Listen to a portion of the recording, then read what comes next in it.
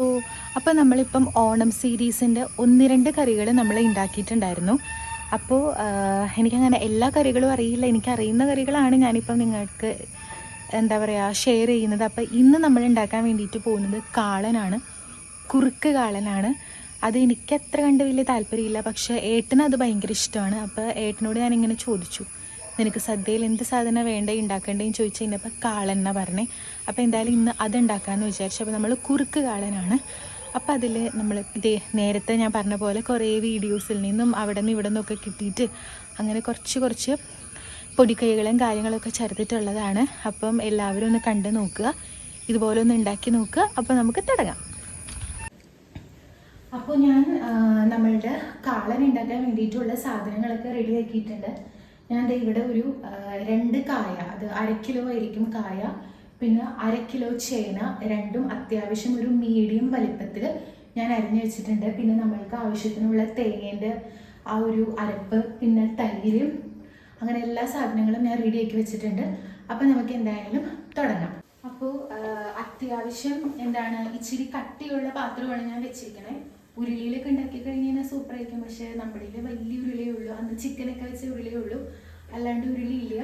അപ്പം ഇത് ഏകദേശം ഒരു ഉരുളിയുടെ രൂപമുണ്ട്, കുറച്ച് കട്ടി ഉള്ള സംഭവം ആയതുകൊണ്ട് ഇതിലാണ് നമ്മൾ ചെയ്യാൻ വേണ്ടിയിട്ട് പോകണം. അപ്പം നമ്മൾ ഫസ്റ്റ് തന്നെ ആ ഒരു ചട്ടി വെച്ചിട്ട് ഞാൻ ആ ഒരു കപ്പിൽ 3/4 കപ്പോളം വെള്ളം ഞാൻ എടുത്തിട്ടുണ്ട് നമ്മുടെ പച്ചക്കറി വേവാൻ വേണ്ടിയിട്ട്. അതെനിക്ക് ഈ 1/2 കിലോ ചേനയ്ക്കും 2 കായ്ക്കും ആ ഒരു കപ്പിൽ 3/4 കപ്പ് വെള്ളം എടുത്ത് കഴിഞ്ഞപ്പം എനിക്ക് കറക്റ്റായിട്ട് വന്നിട്ടുണ്ടായിരുന്നു. അപ്പം നമ്മൾ ആ ഒരു വെള്ളം ഒന്ന് ചൂടാവാൻ വേണ്ടിയിട്ട് വെയിറ്റ് ചെയ്യാം. ജസ്റ്റ് ഒന്ന് ചൂടായി ആ ഒരു പതയൊക്കെ വന്ന് തുടങ്ങുമ്പോഴത്തേക്ക് നമ്മൾക്ക് കുറച്ച് കറിവേപ്പില അതിൻ്റെ ഉള്ളിലേക്ക് ഇട്ട് കൊടുക്കാം. ഞാനിപ്പോൾ ഒരു 2 തണ്ട് കറിവേപ്പിലയാണ് അതിലേക്ക് ഇട്ട് കൊടുത്തിരിക്കണേ. പിന്നെ ഞാനിപ്പോൾ എപ്പോഴും പറയുന്ന പോലെ നമുക്ക് എരിവ് കുറവായതുകൊണ്ട് ഞാനൊരു 3 പച്ചമുളക്, ഇത് നല്ല വലിയ പച്ചമുളകായിരുന്നു കേട്ടോ, 3 പച്ചമുളക് 2ആയിട്ട് കീറിയത് ആഡ് ചെയ്തു. നിങ്ങളുടെ എരിവിനനുസരിച്ചിട്ട് നിങ്ങൾക്ക് 5 6 എത്രയെന്ന് വെച്ച് കഴിഞ്ഞാൽ ചേർത്ത് കൊടുക്കാം. പിന്നെ നമ്മൾ കുരുമുളക് പൊടിയും മുളക് പൊടിയും എല്ലാം ആഡ് ചെയ്യുന്നുണ്ട്. അപ്പോൾ അതൊന്ന് നന്നായിട്ട് തിളച്ച് വരുന്ന സമയത്ത് നമ്മുടെ പച്ചക്കറികൾ ആഡ് ചെയ്ത് കൊടുക്കുക. അപ്പോൾ ഞാൻ ഓൾറെഡി മഞ്ഞൾപ്പൊടിയും ഉപ്പും ഇട്ട വെള്ളത്തിൽ കറ പിടിക്കാതിരിക്കാൻ വേണ്ടിയിട്ട് കായ അത്യാവശ്യം ഒരു മീഡിയം സൈസ് വലിപ്പത്തിൽ 2 കായ അരിഞ്ഞ് വെച്ചിട്ടുണ്ടായിരുന്നു. അപ്പോൾ നമ്മൾക്കത് ഇതിലേക്ക് ഇട്ട് കൊടുക്കാം. പിന്നെ വെള്ളം തിളച്ചതിന് ശേഷം മാത്രം നമ്മൾ പച്ചക്കറികൾ ഇടാൻ വേണ്ടിയിട്ട് ശ്രദ്ധിക്കുക.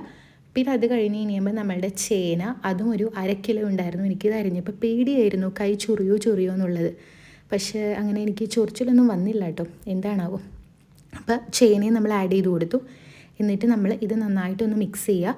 എന്നിട്ട് നമ്മൾ ഇത് വേവുന്ന നമുക്ക് ഇപ്പം തിള മാറിയിട്ടുണ്ടാവുമല്ലോ, അപ്പം ഒന്നും കൂടെ ഈ പച്ചക്കറിയൊക്കെ ഇട്ടതിന് ശേഷം ഒന്നും കൂടെ തിളയ്ക്കുന്നത് വരെ നമ്മൾ ഗ്യാസ് ഫുള്ളിലിടാം.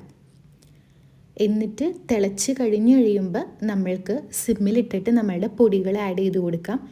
ഒരു ഒരു സ്പൂണാണെന്ന് തോന്നുന്നത്, അതിൽ ഒരു സ്പൂൺ ഉപ്പിട്ട് കൊടുക്കുക. പിന്നെ നമ്മൾക്ക് ഒരു 1/2 സ്പൂൺ, ഒരു 3/4 സ്പൂൺ മഞ്ഞൾപ്പൊടി ആഡ് ചെയ്ത് കൊടുക്കുക. പിന്നെ ഞാൻ വളരെ കുറച്ച് മുളക് പൊടി മാത്രമേ ആഡ് ചെയ്തുള്ളൂ, കാരണം ഇതിന് ഹൈലൈറ്റായിട്ട് നമുക്ക് ചേർക്കുന്നത് കുരുമുളക് പൊടിയാണ്. അപ്പോൾ അതുകൊണ്ട് വളരെ കുറച്ച് ജസ്റ്റ് ഒരു കളറ് കിട്ടാൻ പാകത്തിന് മുളക് പൊടി മാത്രമേ ഞാൻ ആഡ് ചെയ്ത് കൊടുത്തിട്ടുള്ളൂ. പിന്നെ ഇതെല്ലാം കൂടെ നന്നായിട്ട് മിക്സ് ചെയ്യുക. പിന്നെ അത്യാവശ്യം ഞാനിപ്പോൾ ഒരു 1.5 സ്പൂണോളം കുരുമുളക് പൊടി ആഡ് ചെയ്തിട്ടുണ്ട്. അത് നിങ്ങളുടെ എരിവിനനുസരിച്ചിട്ട് നിങ്ങൾക്ക് ആഡ് ചെയ്ത് കൊടുക്കാം. ഇത്രയും പൊടികൾ, മഞ്ഞൾപ്പൊടി, മുളക് പൊടി, ഉപ്പ്, കുരുമുളക് പൊടി, ഇതെല്ലാം കൂടെ അതിൻ്റെ ഉള്ളിലേക്ക് ഇട്ടിട്ട് നന്നായിട്ട് നമ്മളൊന്ന് ഇളക്കി കൊടുക്കുക. എന്നിട്ട് നമ്മൾ ഇനിയിപ്പം തിളയൊക്കെ വന്ന് നമ്മളുടെ ഈ ഒരു സംഭവം വേവുന്നത് വരെ വെയിറ്റ് ചെയ്യുക. ഞാൻ നേരത്തെ പറഞ്ഞ പോലെ ഈ വെള്ളമൊക്കെ ഒന്ന് വറ്റി അത്യാവശ്യം ഒരു ഇതായപ്പോഴത്തേക്കുമാണ് എൻ്റെ കഷ്ണങ്ങളൊക്കെ വെന്തത്. എനിക്ക് തോന്നുന്നു ഫസ്റ്റ് കായാണ് വെന്തത്, അതിന് ശേഷമാണ് ചേന വെന്തതെന്നാണ് എൻ്റെ ഒരു നിഗമനം. അപ്പോൾ ഇതെല്ലാം ഇപ്പോൾ വെന്തിട്ടുണ്ട്. പച്ചക്കറി വെന്ത് കഴിഞ്ഞപ്പം ഞാൻ ഈ ഒരു അളവില്ലേ, അതിലൊരു പാത്രത്തോളം നമ്മളുടെ തൈര്, ഇത് പുളിയുള്ള തൈരാണ്, പക്ഷേ ഇത് ഓൾറെഡി ഞാൻ മിക്സിയിൽ ഒന്ന് അടിച്ച്, നമ്മൾ മോരിനൊക്കെ എടുക്കില്ലേ അതുപോലെ ഒന്ന് അടിച്ചിട്ട് ഞാൻ ഇതിൻ്റെ ഉള്ളിലേക്ക് ഒഴിച്ചു. ഇനി നമ്മൾ ഇത് നന്നായിട്ടൊന്ന് തിളയ്ക്കാൻ വേണ്ടിയിട്ട് വെയിറ്റ് ചെയ്യുക. ഇത് തിളയ്ക്കാമെന്ന് വെച്ച് കഴിഞ്ഞ് കഴിഞ്ഞാൽ ഇപ്പം നമ്മൾക്ക് അത്യാവശ്യം ഇതൊരു ചാറിൻ്റെ ഒരു പരുവത്തിലാണ് നമ്മളുടെ സംഭവം ഇരിക്കുന്നത്. നമ്മൾക്ക് ഇതല്ല വേണ്ടത്, കുറുക്ക് കാളനാണ് നമ്മൾക്ക് വേണ്ടത്. അപ്പോൾ ഇത് നമ്മൾ ഒന്ന് വേവാൻ വേണ്ടിയിട്ട് ഫസ്റ്റ് നമുക്ക് സിമ്മിലൊക്കെ ഇട്ട് എന്താ പറയുക, നന്നായിട്ട് ഇങ്ങനെ ഒന്ന് വറ്റിച്ചെടുക്കണം. നമുക്കിപ്പം നമ്മൾ കുഞ്ഞളവിലല്ലേ ഉണ്ടാക്കുന്നത്, അപ്പോൾ ഒരു 5 മിനിറ്റൊക്കെ ആകുമ്പോഴത്തേക്കും ഓൾമോസ്റ്റ് നമ്മൾക്ക് ഇതെല്ലാം വെന്തിട്ടുണ്ടാവും.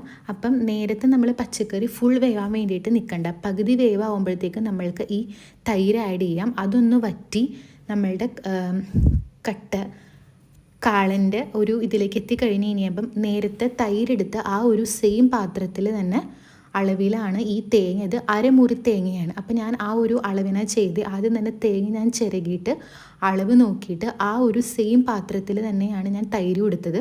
തേങ്ങയിൽ ഞാൻ ഒരു അരമുറി തേങ്ങയിൽ ഒരു 1/2 സ്പൂൺ ജീരകം, നല്ല ജീരകം ആഡ് ചെയ്തിട്ട് നന്നായിട്ട് അരച്ചെടുത്തതാണ്. വളരെ കുറച്ച് മാത്രം വെള്ളം ചേർത്തിട്ട് അരച്ചെടുത്തതാണ്.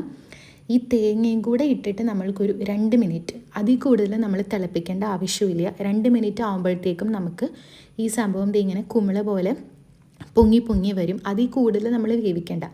കറക്റ്റ് ഒരു 2 മിനിറ്റ് ആകുമ്പോഴത്തേക്കും നമ്മളുടെ സംഭവമൊക്കെ റെഡി ആയിട്ടുണ്ടാവും. ആ ഒരു തൈരിലാണ് ശ്രദ്ധിക്കേണ്ടത്. തൈരൊന്ന് വറ്റി വന്നതിന് ശേഷം മാത്രം ഇത് ആഡ് ചെയ്ത് കൊടുക്കുക. അപ്പോൾ കറക്റ്റ് ഇത് ആ ഒരു കൺസിസ്റ്റൻസിയിൽ സംഭവം വന്നിട്ടുണ്ട്. ഉപ്പൊക്കെ നോക്കുക. അത് കഴിയുമ്പം വേറൊരു പാത്രത്തിൽ നമ്മൾ പാത്രം വെച്ചിട്ട് ചൂടായി കഴിയുമ്പം വെളിച്ചെണ്ണ ഒഴിച്ച് ഒരു സ്പൂണോളം കടുക് ഞാൻ അതിലേക്ക് ഇട്ട് കൊടുത്തിട്ടുണ്ട്. അതൊന്ന് പൊട്ടിക്കഴിയുമ്പം ഞാനൊരു 2 തണ്ട് കറിവേപ്പിലയും കൂടെ ആഡ് ചെയ്യുന്നുണ്ട്. അപ്പോൾ നേരത്തെ പറഞ്ഞ പോലെ തൈര് നന്നായിട്ട് വറ്റിച്ചെടുക്കുക. അപ്പോൾ തേങ്ങ ചേർത്ത് കഴിഞ്ഞപ്പം നല്ല അടിപൊളി നമ്മൾ സദ്യയിൽ നമുക്ക് കിട്ടുന്ന കാളനെ പോലെ തന്നെ വരും. ആ സദ്യയിൽ കിട്ടുന്ന കാളനാവാൻ വേണ്ടിയിട്ട് ഇതിൻ്റെ ലാസ്റ്റ് നമ്മൾക്കൊരു ടിപ്പുണ്ട്, അതെന്താണെന്നും കൂടെ ഞാൻ പറഞ്ഞുതരാം. അപ്പോൾ കടുകും വേപ്പിലയും കൂടെ സംഭവങ്ങളൊക്കെ കൂടെ ഇട്ടു. അത് ഞാൻ നമ്മളുടെ കാളനിലേക്ക് ഇട്ടു. പിന്നെ ആ ഒരു ചട്ടി തന്നെ കഴുകാൻ നിൽക്കണ്ട, ഗ്യാസും കത്തിക്കണ്ട. അതങ്ങനെ ഈ പാടി തന്നെ നമ്മളുടെ അപ്പുറം വെച്ചിട്ട് അതിൻ്റെ ഉള്ളിലേക്ക് ഒരു സ്പൂൺ, ഇത് ഭയങ്കര ചെറിയ സ്പൂൺ ആയതുകൊണ്ടാണ് ഞാൻ 2 തവണ ഇട്ട്, 1 സ്പൂൺ നമ്മളുടെ നെയ്യ് ഒഴിച്ചു കൊടുക്കുക. അതിൻ്റെ ഉള്ളിലേക്ക് ഒരു 1/4 സ്പൂണോളം നമ്മളുടെ ഉലുവയുടെ പൊടിയില്ലേ, ഞാനിത് ഓൾറെഡി വീട്ടിൽ പൊടിച്ച് വെച്ചിരുന്നതാണ്. ഇന്നലെ ഇഞ്ചിക്കറി ഉണ്ടാക്കാൻ വേണ്ടിയിട്ട് ഞാൻ കുറച്ച് പൊടിച്ച് വെച്ചിട്ടുണ്ടായിരുന്നു. അപ്പോൾ ഇതിൻ്റെ ഉള്ളിലേക്ക് നമ്മൾ ഗ്യാസ് കത്തിക്കേണ്ട ആവശ്യമില്ല കേട്ടോ. ആ ചട്ടി ഓൾറെഡി ചൂടായിരിക്കും. അപ്പോൾ അതിൻ്റെ ഉള്ളിലേക്ക് നമ്മളൊരു 1/4 സ്പൂണോളം ഉലുവയുടെ പൊടിയും കൂടെ ഇട്ടിട്ട് അത് ഈ കാളനിലേക്ക് ആഡ് ചെയ്ത് കൊടുത്തിട്ട് ഇളക്കി കൊടുക്കുക. ഇതാണ് ഇതിൻ്റെ ഹൈലൈറ്റ്. ഈ ഒരു സംഭവം കൂടെ ചേർത്ത് കൊടുക്കുമ്പോൾ ഭയങ്കര സൂപ്പറായിരിക്കും കേട്ടോ. ഇത് ഞാനായിട്ട് കണ്ടുപിടിച്ചതൊന്നുമല്ല കേട്ടോ. ഞാൻ പറഞ്ഞ പോലെ ഞാൻ പല വീഡിയോസും കാര്യങ്ങളൊക്കെ കണ്ടിട്ട് അതിൽ നിന്നൊക്കെ ട്രൈ ചെയ്ത് നോക്കിയിട്ട് എനിക്ക് അടിപൊളിയായിട്ട് വന്നത് ഈ ഒരു സംഭവമാണ്. കുറേ ആൾക്കാരുടെ റെസിപ്പീസ് കണ്ടിട്ട് ഞാൻ അങ്ങനെയൊക്കെ ട്രൈ ചെയ്തൊക്കെ നോക്കിയിട്ടുണ്ട്. പക്ഷേ ഞാൻ ട്രൈ ചെയ്തതിൽ എനിക്ക് ഏറ്റവും ഇഷ്ടപ്പെട്ടിട്ടുള്ളത് ഈ ഒരു സംഭവമാണ്. അടിപൊളിയാണ്, നമ്മൾ സദ്യയിൽ കിട്ടുന്ന പോലെ തന്നെയുണ്ട്. അപ്പോൾ ആരെങ്കിലും ഇതുപോലത്തെ ട്രൈ ചെയ്യാത്തവരുണ്ടെന്നുണ്ടെങ്കിൽ ഒന്ന് ട്രൈ ചെയ്ത് നോക്കുക, നിങ്ങൾക്ക് എന്തായാലും ഇഷ്ടപ്പെടും. അപ്പോൾ അത്രയേ ഉള്ളൂ. ടാറ്റാ.